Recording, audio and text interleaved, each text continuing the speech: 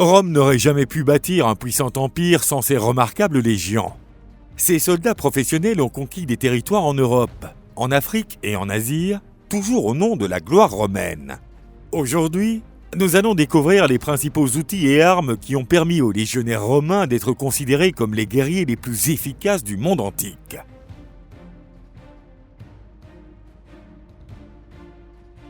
Le pilum était l'une des principales armes utilisées par les légionnaires romains.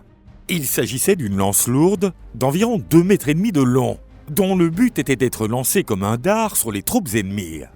Lorsque le pilum était lancé en même temps par une unité entière, il produisait une pluie dévastatrice de projectiles qui détruisait le moral de l'ennemi. Le résultat attendu était d'éliminer ou de blesser gravement l'adversaire. Si les guerriers adverses utilisaient leur bouclier pour se protéger, la pointe longue et acérée du pilum se prenait souvent dans le bouclier, qui devenait alors trop lourd pour être manipulé correctement. En fonction de la situation, le pilum était également utilisé en combat à main nue. Il pouvait être employé comme une lance courte extrêmement efficace qui perçait les armures de cuir ou les côtes de mailles.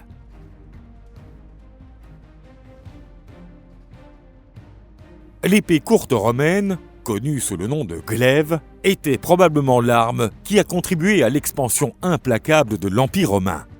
Les premières épées romaines étaient semblables à celles des Grecs et connues sous le nom de xyphos.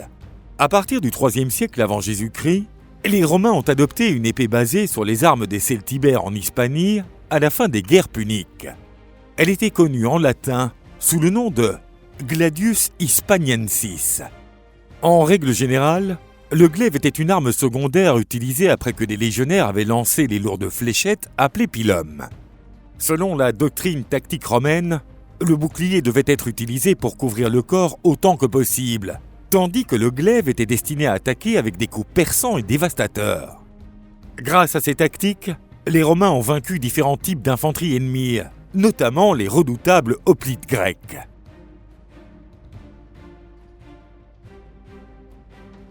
Pour maintenir la force et la capacité d'expansion de l'Empire romain, les tactiques de combat et l'équipement des soldats devaient être constamment mis à jour. Comme le glaive était trop court pour être utilisé par la cavalerie, les Romains ont adopté une épée plus longue, connue sous le nom de spata. Elle est apparue dans l'Empire romain vers le 1er siècle après Jésus-Christ. La spata était utilisée dans les légions par des auxiliaires, vraisemblablement gaulois, et devint une arme standard de l'infanterie lourde. Ainsi, le glaive est devenu une arme d'infanterie légère. Les soldats de la cavalerie ont commencé à utiliser la spata en raison de sa longueur. Elle est restée populaire pendant toute la période de migration à la fin de l'Empire romain. Au fil du temps, la spata est devenue l'épée des chevaliers au Haut Moyen Âge.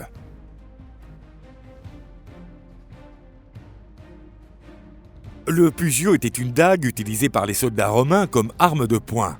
Il est probable que le pugio ait été conçu comme une arme auxiliaire, mais son utilité exacte pour les soldats reste inconnue. Le pugio romain était un poignard à double lame, dont la lame était en forme de feuille et d'une longueur supérieure à 20 cm.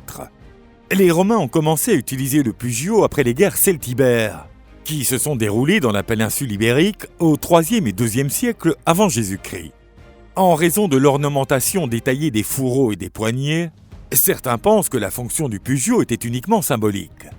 En d'autres termes, il était un élément du prestige et du statut du soldat. Le pugio a fait partie de plusieurs conspirations dans l'histoire de l'Empire.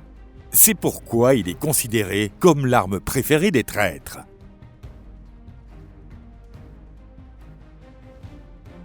Au fil des siècles, l'armée romaine s'est adaptée à de nouveaux ennemis et à de nouvelles façons de combattre. Le lourd pilum fut remplacé par une longue lance. Et, comme arme de lancer, les soldats romains ont adopté la nouvelle plumbata. En 300 après Jésus-Christ, la plumbata est massivement adoptée par les armées romaines tardives, puis par les armées romaines orientales. La plumbata était affectueusement surnommée par les légionnaires « Petite barbe de Mars », en référence au dieu romain de la guerre. La plumbata était composée d'une pointe en fer, d'un poids en plomb et d'un manche en bois garni de plumes. Après avoir été lancé vers le haut, le poids en plomb faisait tomber la fléchette sur les adversaires selon un angle de près de 90 degrés. Il était très efficace pour blesser les parties du corps non protégées, en particulier contre les adversaires faiblement protégés et les chevaux.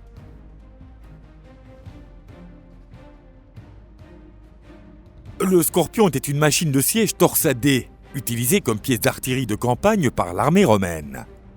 Le Scorpion était une machine extrêmement précise et efficace. Les ennemis étaient souvent terrifiés par sa présence sur le champ de bataille. Les projectiles tirés par le Scorpion volaient à une distance pouvant atteindre 500 mètres.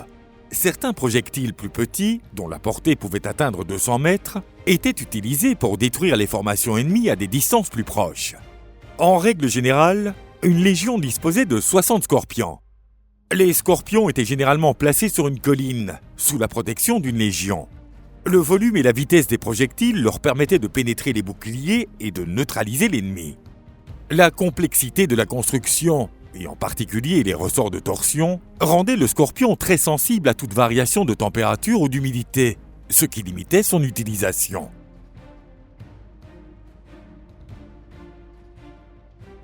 L'onagre était une catapulte romaine. Elle était principalement utilisée comme arme de siège pour détruire les murs et les fortifications des villes. La structure de base consistait en un grand cadre en bois monté sur le sol. Le projectile était tiré par un bras en bois, propulsé par la force de torsion de corde, faite de tendons ou de crins de cheval. L'onagre était une arme de grande taille, pesant jusqu'à 4 tonnes. Elle devait donc être montée sur le lieu de la bataille. Elle pouvait causer une dévastation massive en détruisant les fortifications ennemies et en mettant le feu aux villes. Elle pouvait également être utilisée pour bombarder les troupes ennemies à l'aide de pierres plus petites. Les Romains ont commencé à utiliser l'onagre au IIIe et IIe siècle avant Jésus-Christ, principalement contre la ville grecque de Syracuse et aussi pendant le siège romain de Carthage en 146 avant Jésus-Christ.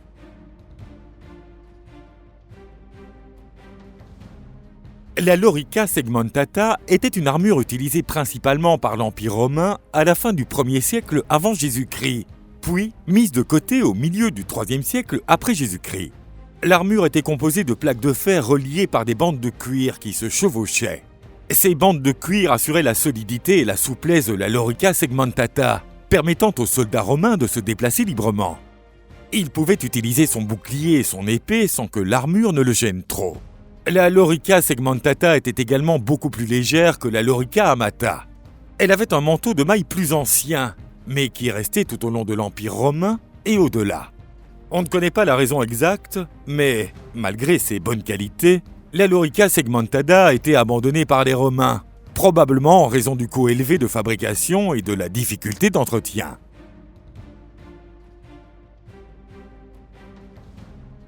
Le scutum était l'un des principaux éléments de l'arsenal d'un légionnaire romain. Il a été largement utilisé entre le 5e siècle avant Jésus-Christ et la fin du 3e siècle après Jésus-Christ, lorsque les boucliers rectangulaires ont disparu pour devenir ovales ou ronds. Le scutum était à l'origine ovale, mais a été modifié pour devenir un bouclier rectangulaire. Le scutum avait 3 couches de bois, correctement ajustées entre elles pour assurer la convexité du bouclier. Les planches étaient reliées extérieurement par de la colle, et ensuite recouvertes d'une couche de toile et de peau de veau. Les extrémités du bouclier étaient métalliques, ce qui le protégeait des coups. La formation de combat la plus spectaculaire associée au scutum était le testudo, utilisé dans les opérations défensives et offensives pour protéger les soldats des fléchettes et des flèches.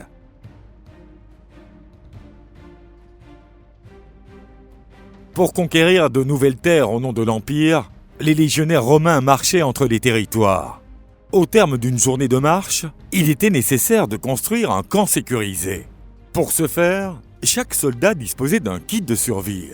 Ce bagage comprenait des vêtements de rechange, des rations alimentaires, une marmite, une courte pelle, un moulin à main pour moudre le maïs et 2 pieux en bois pour aider à construire une clôture de protection. Pour rendre les légions aussi souples que possible, les soldats devaient porter des sacs contenant des ustensiles de cuisine et des articles d'hygiène personnelle, ainsi que de la ficelle et des bandages.